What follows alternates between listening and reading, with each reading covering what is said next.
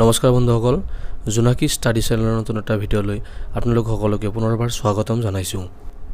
আজিৰ এই ভিডিঅ'টিত যান-বাহনৰ ট্ৰাফিক সম্বন্ধীয় কেইটামান গুৰুত্বপূৰ্ণ প্ৰশ্ন আলোচনা কৰিম। যদি ভিডিঅ'টো আপোনালোকৰ ভাল পায়, ভিডিঅ'টো লাইক কৰিব আৰু লগতে আমাৰ চেনেলটো ছাবস্ক্ৰাইব কৰি ল'ব। বলক আজিৰ এই ভিডিঅ'টো আৰম্ভ কৰোঁ। প্ৰথম প্ৰশ্নটো হ'ল, আপুনি কেনেকৈ পৰিবহণ বাহন এখন পৃথক কৰিব পাৰে? অপশ্যন এ টায়াৰৰ আকাৰ চাই, অপশ্যন বি বাহনখনৰ ৰঙৰ দ্বাৰা, অপশ্যন চি বাহনখনৰ নম্বৰ প্লেটখন চাই। ইয়াতে শুদ্ধ উত্তৰটো হ'ব অপশ্যন চি বাহনখনৰ নম্বৰ প্লেটখন চাই। প্ৰশ্ন নম্বৰ 2, যেতিয়া বাহন এখন অসুৰক্ষিত ৰেলৱে লেভেল ক্ৰছিং এটাৰ ওচৰলৈ যায়, ইয়াক পাৰ হোৱাৰ আগতে চালক এটাই এইবোৰ কৰিব। ইয়াৰ শুদ্ধ উত্তৰটো হ'ব অপশ্যন এ বাহনখন ৰাস্তাৰ বাওঁফালে ৰখাওক, বাহনখনৰ পৰা নামি যাওক, ৰেলপথলৈ যাওক আৰু নিশ্চিত কৰক যাতে দুয়োফালৰ পৰা কোনো ৰেল বা ট্ৰলি অহা নাই। প্ৰশ্ন নম্বৰ 3, লাৰ্ণাৰ লাইচেন্সৰ বৈধতা কিমান? অপশ্যন এ 3 মাহ, অপশ্যন বি 6 মাহ, অপশ্যন চি 9 মাহ। ইয়াৰে শুদ্ধ উত্তৰটো হ'ল অপশ্যন বি 6 মাহ। প্ৰশ্ন নম্বৰ 4, আপুনি সন্মুখৰ বাহন এখনক অতিক্ৰম কৰিব পাৰে। অপশ্যন এ বাহনখনৰ সোঁফালৰ পৰা, অপশ্যন বি বাহনখনৰ বাওঁফালৰ পৰা, অপশ্যন চি বাহনখনৰ বাওঁফালৰ পৰা যদি ৰাস্তাটো বহল হয়। ইয়াৰে শুদ্ধ উত্তৰটো হ'ব অপশ্যন এ বাহনখনৰ সোঁফালৰ পৰা। প্ৰশ্ন নম্বৰ 5, নিম্নলিখিত কোন প্ৰকাৰৰ বাহনক বিনামূলীয়া পথ দিব লাগে? অপশ্যন এ আৰক্ষী বাহন, অপশ্যন বি জৰুৰীকালীন বাহন অৰ্থাৎ এম্বুলেন্স আৰু অগ্নি নিৰ্বাপক সেৱা বাহনসমূহ, অপশ্যন চি বাছ। ইয়াৰে শুদ্ধ উত্তৰটো হ'ল অপশ্যন বি জৰুৰীকালীন বাহন, এম্বুলেন্স আৰু অগ্নি নিৰ্বাপক সেৱা বাহনসমূহ। প্ৰশ্ন নম্বৰ 6, এখন মটৰ বাহনৰ চালকে গাড়ী চলাব পাৰে।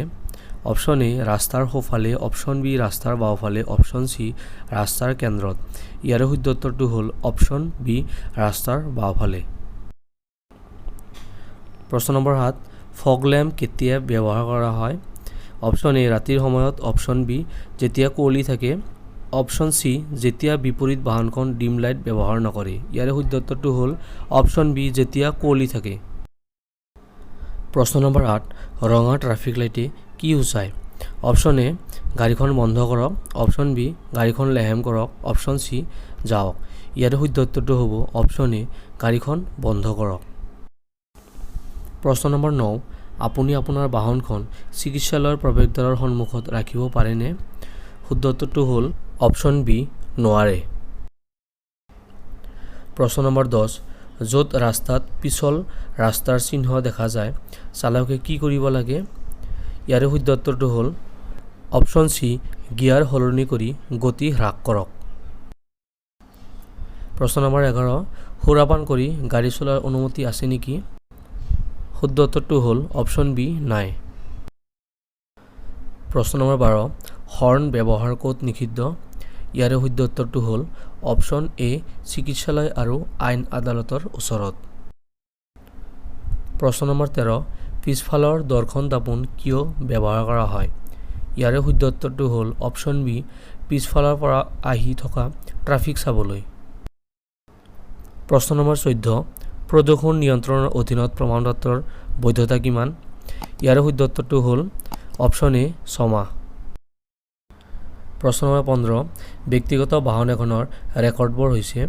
ইয়াৰে শুদ্ধ উত্তৰটো হ'ল অপশ্যন বি পঞ্জীয়ন প্ৰমাণপত্ৰ, বিমান প্ৰমাণপত্ৰ, কৰ টোকেন, ড্ৰাইভিং লাইচেন্স। প্ৰশ্ন নম্বৰ 16, যেতিয়া আপুনি নিশা উচ্চ বিমত অৰ্থাৎ হাই বিমত হেডলাইট লৈ গাড়ী চলাই থাকে, বাহন এখন বিপৰীত দিশৰ পৰা ওচৰলৈ আহিলে আপুনি কি কৰিব? ইয়াৰে শুদ্ধ উত্তৰটো হ'ল অপশ্যন চি বাহনখন পাৰ নোহোৱালৈকে হেডলাইটটো ম্লান কৰক। প্ৰশ্ন নম্বৰ 17, গিয়াৰ অবিহনে মটৰ চাইকেল চলাবলৈ অনুজ্ঞাপত্ৰ প্ৰাপ্ত কৰাৰ নিম্নতম বয়স কিমান? ইয়াৰে শুদ্ধ উত্তৰটো হ'ল অপশ্যন চি 16 বছৰ।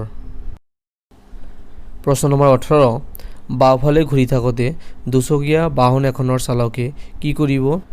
ইয়াৰে শুদ্ধ উত্তৰটো হ'ব অপশ্যন চি তেওঁৰ সোঁ হাতেৰে বাওঁ সংকেত দেখুৱাব। প্ৰশ্ন নম্বৰ 19, নতুন গাড়ী এখনৰ বাবে এককালীন কৰ অৰ্থাৎ ওৱান টাইম টেক্স কিমান বছৰৰ? ইয়াৰে শুদ্ধ উত্তৰটো হ'ল অপশ্যন বি 15 বছৰৰ। প্ৰশ্ন নম্বৰ 20 যেতিয়া আপোনাৰ বাহনখন অতিক্ৰম কৰা হয় আপুনি কি কৰা উচিত?